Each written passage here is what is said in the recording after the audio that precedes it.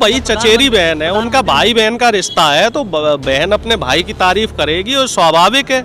एक चीज आप स्पष्ट तौर पे समझ लीजिए, जब से भारतीय जनता पार्टी केंद्र में आई है सत्ता में, इन्होंने मीडिया को अपने यहाँ गिरवी रख लिया है। मीडिया इनका पिंजरे में कैद हुआ तोता है। जब लिंचिंग हुई दलितों के साथ तब आपको हिंदू नहीं दिखाई दिया, अब चुनाव आ गया है तो आपको हिंदू दिखाई दे रहा है। देश की जनता के उज्जवल भविष्य के लिए काम नहीं किया है। इनकी तो पंचलाइन ही थी ठोको ठोको। क्या होता है, एक मुख्यमंत्री को ठोको ठोको, ये सब बातें ठीक लगती है। आपने आतंकवादी घोषित कर रखा है विपक्ष की जो तमाम पार्टियां हैं। मैं तो कहता हूं ऐसे एंकरों के ऊपर तो केस होने चाहिए।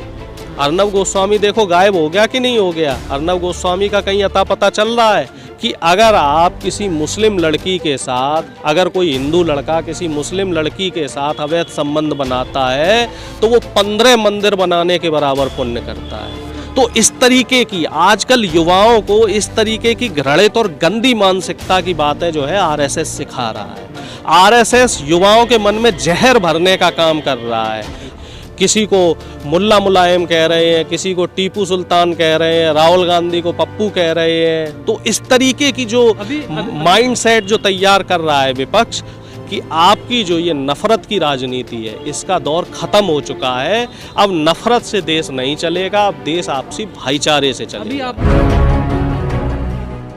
तो योगी आदित्यनाथ की तारीफ करती रही है वो भाई चचेरी बहन है, उनका भाई बहन का रिश्ता है, तो बहन अपने भाई की तारीफ करेगी और स्वाभाविक है। ये तो चीज़ स्वाभाविक है, रिश्ते को अहमियत देनी चाहिए। वो बहू बाद में, पहले उनकी बहन है, फिर बाद में ही तो आई है परिवार में, तो उनके पुराने रिश्ते हैं। तो इसको मुझे तो नहीं लगता कि इसमें कुछ बुराई है। और वो कि हमारे पास भी बड़े चेहरे आ रहे हैं, इन्होंने ये इस तरह की चाल चली है, लेकिन इनकी ये चाल जो है इन्हीं के ऊपर भारी पड़ने वाली है। इस चाल का इनको कोई फ़ायदा नहीं मिलेगा, इसका भी इनको नुकसान मिलेगा। इनका नकारात्मक परिणाम आप देखना। 10 फरवरी से चुनाव होने वाला है उत्तर प्रदेश में। उत्तर प्रदेश की जनता समझदार है, उत्तर प्रदेश की जनता इनके सिगूफों में नहीं फंसेगी। युवाओं को इस समय जो भ्रष्टाचार कर रही है सरकार, भ्रष्टाचार से निजात चाहिए, महिलाओं को सुरक्षा चाहिए, वृद्धावस्था जो पेंशन है वो खत्म करती थी वो पेंशन चाहिए। तो इन तमाम मुद्दों में भारतीय जनता पार्टी घिर चुकी है, अपने ही बनाए हुए जाल में वो घिर चुकी है। अपने चुनावी मैनिफेस्टो को ये पूरा करने में असफल रहे हैं।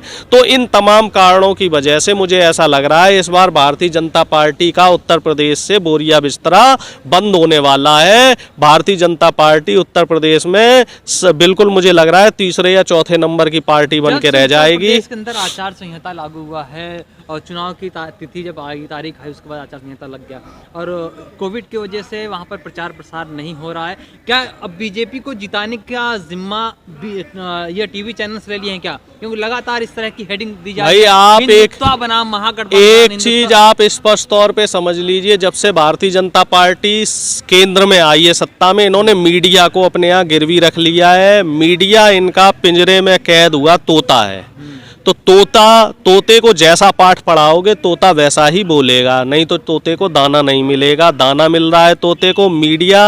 अब ये बताइए, मीडिया को बात करनी चाहिए विकास पे, रोजगार पे, महिला सुरक्षा पे, और मीडिया किस पे बात कर रही है? वो जो चोपड़ा साहब इतने बड़े सीनियर जर्नलिस्ट हैं, वो क्या कह रहे हैं कि साहब 80% हिंदुओं के खिलाफ पूरा विपक्ष लग गया है। अरे भाई, जब नौकरी देने की बात आती है तब आपको हिंदू दिखाई नहीं देता, जब महिलाओं के साथ बलात्कार हो रहा होता है तब आपको दलितों महिलाओं के साथ तब आपको हिंदू दिखाई नहीं देता है, जब एनकाउंटर हो रहे थे, हजारों यादवों के फर्जी एनकाउंटर हुए, जब लिंचिंग हुई दलितों के साथ तब आपको हिंदू नहीं दिखाई दिया। अब चुनाव आ गया है तो आपको हिंदू दिखाई दे रहा है। रैलियां नहीं हो पा रही हैं, तो इसलिए अब जो वर्चुअल रैली हो रही है और जो मीडिया हाउस है, इन्होंने पूरा दारोमदार उठा रखा है कि ये अब हिंदू मुस्लिम दंगे कराएं। लेकिन जनता अब इनके चाल में नहीं फंस रही है। जनता इनसे हमेशा महंगाई, विकास और भ्रष्टाचार की बात कर रही है। और दूसरी जो बात मैं आपसे महत्वपूर्ण बात कहना चाह रहा हूं, वो बात ये है, योगी आदित्यनाथ बताइए कहां से चुनाव लड़ने वाले थे? पिछली बार जो हमारी आपकी बात हुई तो आप कह रहे थे अयोध्या या काशी से लड़ेंगे, और मैंने आपसे कहा था कि बहुत मुश्किल है कि वो अयोध्या और काशी से लड़ें, और मेरी बात देख ली, सत्य साबित हुई। मैंने कहा था ना वो गोरखपुर गोरखपुर से ही लड़ेंगे। वो अपने मठ में ही रहने वाले आदमी है, वो अपने मठ से बाहर नहीं जा सकते और उनको उनके गोरखपुर का टिकट भी कटवा के दे दिया है। विपक्षी दलों ने उनको गोरखपुर का टिकट भी कटवा दिया है 10 मार्च का। वो वापस गोरखपुर में ही रहें, उनके लिए वही जगह ठीक है, मठ ही उनके लिए ठीक है। वहाँ पे अपना घंटा बजाएं, गाय की सेवा करें और अपनी पूजा अर्चना करें, क्योंकि शासन चलाना, प्रशासन चलाना, प्रदेश चलाना ये एक इस तरह के ढोंगी आदमी का काम नहीं है। ये युवाओं को रोजगार देने में पूरी तरीके से असफल रहे हैं, ये महिलाओं की सुरक्षा की सुनिश्चित करने में असफल रहे हैं। ये सिर्फ हिंदुत्व के नाम पर हिंदू मुस्लिम दंगे कराते रहे हैं, जाति में दंगे कराते रहे हैं, अगड़े पिछड़े में झगड़ा कराते रहे हैं। इन्होंने कभी भी देश की जनता की सुनिश्चिति के लिए काम नहीं किया, देश की जनता के उज्जवल भविष्य के लिए काम नहीं किया है। इनकी तो पंचलाइन ही थी ठोको ठोको। क्या होता है एक मुख्यमंत्री को ठोको ठोको, ये सब बातें ठीक लगती है। अपराधियों को नहीं, जो विरोध कर रहा है उसको ठोको, जो विरोध कर रहा है उसको ठोको। तो इनकी नीति ही गड़बड़ थी और नीतियों का पता जनता को चल गया है, इसलिए जनता अब इनसे सजग हो गई है। जनता अब इनसे पहले ही जनता ने इनके आगे हाथ जोड़ लिए हैं कि साहब हमसे हाथ जोड़ लो और हमसे गलती हो गई जो हम आपको सत्ता में लेके आए थे, और जिस तरीके से आप सत्ता में आए थे उसी तरीके से आप सत्ता से वापस चले। आपने कहा कि टीवी चैनल्स पूरी तरीके से बीजेपी के बिल्कुल आप देख लीजिए जो माहौल बन रहा है, ब्रेन वॉश कर रहा है। बिल्कुल ये ब्रेन वॉश कर रहे हैं। आरएसएस की जो नीतियां हैं उसी नीतियों पे न्यूज़ चैनल वाले चल रहे हैं। पहले तो ये कम से कम इनडायरेक्टली बात करते थे, अब तो मीडिया वाले डायरेक्टली जो आरएसएस की भाषा है, हिंदू मुस्लिम दंगे कराने की भाषा, उसी भाषा में बात कर रहे हैं। क्या एक डेमोक्रेटिक कंट्री में इस तरह की भाषा सुशोभित देती है कि हिंदू और मुस्लिम इस तरीके की बात की जाए? विपक्ष को आपने किस तरीके का, विपक्ष को आपने आतंकवादी घोषित कर रखा है। विपक्ष की जो तमाम पार्टियां हैं, मैं तो कहता हूँ ऐसे एंकरों के ऊपर तो केस होने चाहिए। अर्नब गोस्वामी देखो गायब हो गया कि नहीं हो गया? अर्नब गोस्वामी का कहीं अता पता चल रहा है? इसी तरीके का इलाज जितने भी एंकर है ना, ये जो इस तरीके के धार्मिक उन्माद और दंगे फैलाने का काम कर रहे हैं, जो धार्मिक भावनाओं को छेड़ने का काम कर रहे हैं, जो युवाओं का ब्रेन वॉश करने का काम कर रहे हैं, तो इसी तरह से इन पे भी कार्रवाई होनी चाहिए। और इसी बीच में मुझे एक बात याद आ गई है। मैं परसों ट्विटर पे स्पेस चलता है, तो उसमें एक स्पेस में मैं एंटर किया, तो वो स्पेस क्या था कि अगर आप किसी मुस्लिम लड़की के साथ, अगर कोई हिंदू लड़का किसी मुस्लिम लड़की के साथ अवैध संबंध बनाता है तो वो 15 मंदिर बनाने के बराबर पुण्य करता है। तो इस तरीके की आजकल युवाओं को इस तरीके की घृणित और गंदी मानसिकता की बातें जो है आरएसएस सिखा रहा है। आरएसएस युवाओं के मन में जहर भरने का काम कर रहा है। अब आप बताइए, आप ये कहते हैं कि हम हिंदू हैं, तो क्या यही हमारी सनातनी परंपरा है कि हम किसी की बहन और बेटी के लिए इस तरीके के अपमानजनक शब्दों का और इस तरह की जो गंदी सोच है, जो कुंठित सोच है, जो घृणित सोच है, तो इस तरह को सार्वजनिक रूप से बोलते फिरें? क्या यही हमारी सनातनी परंपरा है? क्या यही हमारी गंगा जमनी तहजीब है?